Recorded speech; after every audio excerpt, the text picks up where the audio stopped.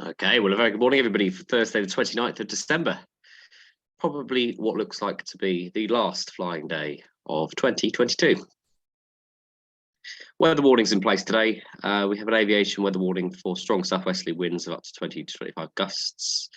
I've had a few people asking, are we flying? Yes, we are. Those gusts, though high, are within our limits, so we can go a bit more than that, but we just need to be careful. Pressure's 992, 993, so yeah, definitely in low pressure at the moment. And the synoptic picture today is the Atlantic is still well in charge. We have a sort of fairly strong jet stream over the top of us, which is bringing a conveyor belt of weather systems over the UK currently. And with that, it looks unsettled as we go through the next few days. Looking unsettled tomorrow and breezy, unsettled as well on New Year's Eve. Hopefully, before the celebrations at midnight, it will sort of calm down and we might just see the back end of this occluded front. But yeah, it is looking rather unsettled, just windy and stormy. No sign of cold. But for today, a gap in the fronts, but those tight ice bars indicating quite a strong wind.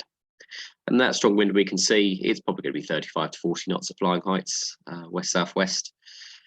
Fairly consistent. Satellite picture of the UK shows a fairly bright start.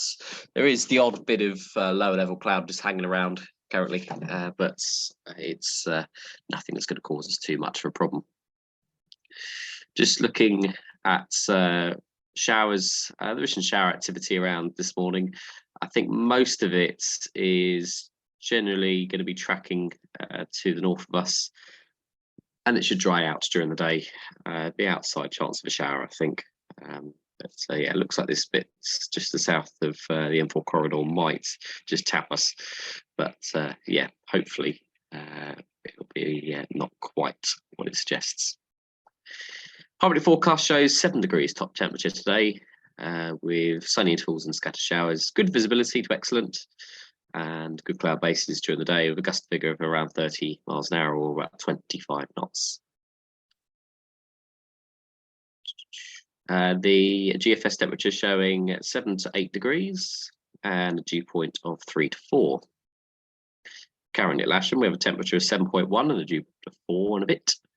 And the picture outside is looking bright and sunny. Looks like launch point caravan's about to be moved, or I'll be doing it very shortly. So yeah, looks a reasonable day. Farnborough currently reporting few at 3,500 feet, QNH of 1,000, and yeah, wind from the southwest. And looking throughout today, it looks like it's going to remain that way with west-southwesterly winds and the outside chance of a shower. Just looking across Southampton, that's looking west-southwest, and again, showers. So yeah, tricky, but by all means, we are going to go and fly. Airspace-wise, well, all of the regular airspace volumes are active as normal. There are ones that get Christmas shut down, but that doesn't include any of the ones near us.